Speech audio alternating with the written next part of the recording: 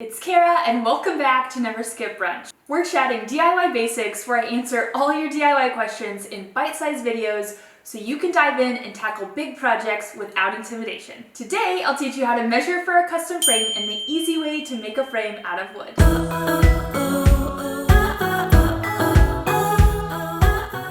So measuring can seem tricky because there's angles involved, but it's actually pretty simple. Let's talk about how to get your measurements right, and then we'll cover how to build a frame that won't fall apart. First off, there's two basic types of joints that you can use to make a frame: butt joints and mitered corners. With butt joints, the wood is square and one piece butts up against the other. Miter joints are where you cut each piece to a 45-degree angle so they fit together and create that diagonal line out from the center. Okay, so how do you measure for a frame with butt joints?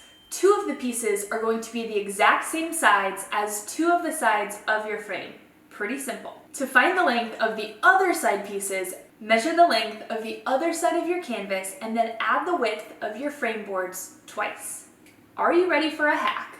When measuring for a miter joint frame, the inside of the frame is going to be the exact dimensions of your canvas. So the easiest way to get these cuts right is to cut a 45-degree angle, measure from the short side of that angle the length of your frame, and then that mark is going to be the inside or the short side of your next diagonal cut. So for a 16 by 20 inch frame, you're going to cut a 45-degree angle. Measure from the inside or the short side of that angle 16 inches, and then this point is going to be the inside or the short side of your next cut.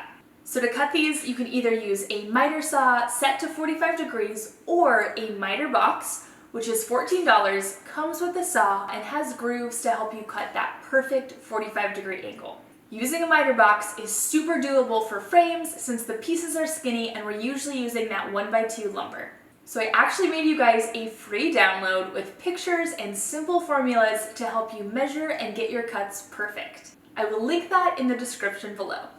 Okay, let's talk about how to make your wood frame. So I'm making these frames for some DIY canvas art that I made. I bought like a 5-pack of canvases for super cheap, painted some abstract shapes on them using some of my favorite colors, and then cut out my frame pieces while they dried.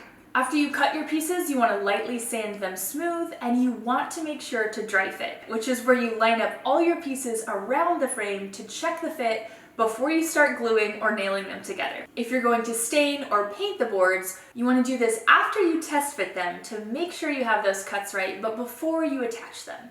So I added wood glue to each cut piece and then attached it directly to my canvas. This method means I don't need a carpenter square or clamps or anything to keep the pieces square since they fit flush against my canvas. So I secured my pieces in place with my brad nailer, adding nails to the sides and then through the corners. If you don't have this power tool, you can also use just glue or a hammer and some wire nails to secure it. Here's another hack. If you're going power tool free, you can add glue to your pieces, attach them around the canvas, and then secure them in place with a piece of painter's tape across the corner while it dries. This will hold it in place till your glue is fully set up, and then you'll be good to go. This is what it looks like.